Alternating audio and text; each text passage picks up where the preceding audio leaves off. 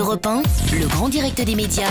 C'est tout comme. Jean-Marc Morandini. Allez, c'est tout comme avec Bastien Millot qui nous rejoint. Bonjour Bastien. Bonjour Jean-Marc. Et vous vous intéressez donc aujourd'hui, en présence d'Angela Laurent, à la télé-réalité à Carré VIP. Eh oui, c'est un plaisir, chère Angela. Ce soir, TF1 ouvre les portes de sa très attendue et toute nouvelle émission, avec à la clé une petite révolution dans le secteur de la télé-réalité. Cette fois, pas de porte fermée à double tour, ni de sas hermétique. Vos candidats pourront se promener librement.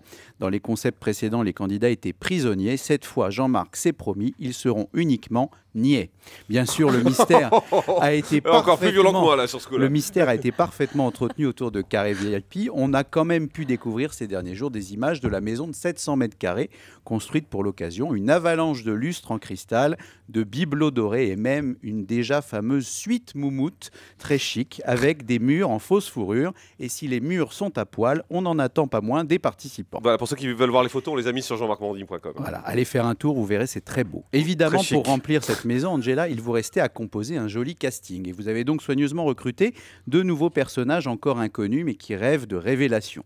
Et vous avez été aussi recherché dans les oubliettes quelques VIP des émissions précédentes. VIP, c'est joli ça. Parmi eux, on retrouvera forcément des spécimens que je qualifierais de nudistériques. On parle par exemple de la provocante Cindy, échappée de la maison des secrets.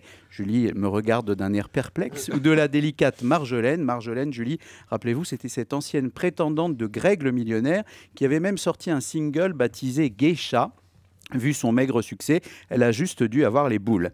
Parmi les autres tarés VIP évoqués dans le casting, car le suspense reste entier jusqu'à ce soir, on retrouve d'anciennes connaissances, Benoît et Thomas, les deux inséparables de Secret Story, ou la perle du Val d'Oise, Michael Vendetta. Sans oublier, vous en parliez Jean-Marc, de l'incontournable Giuseppe de Qui veut épouser mon fils, l'homme qui fait la synthèse entre Casanova et Néandertal, le rital irritable, le macho lapin.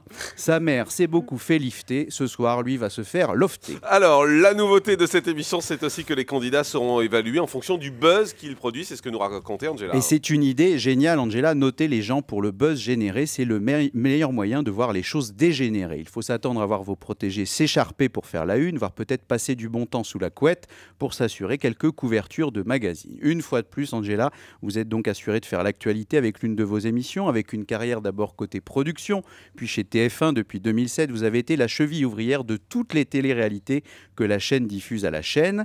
Auparavant, vous étiez organisatrice de soirées, responsable de casting et même journaliste aux côtés de Mireille Dumas. Déjà à l'époque, vous étiez une professionnelle du confessionnal.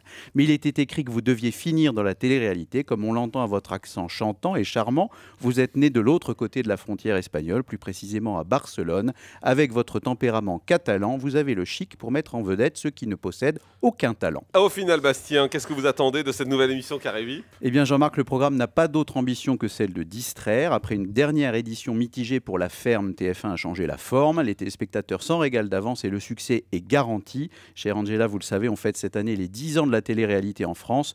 Tout le monde sait bien qu'il suffit de quelques mouvements du bassin dans le bassin pour créer une vague médiatique. Merci beaucoup, Bastien Millot.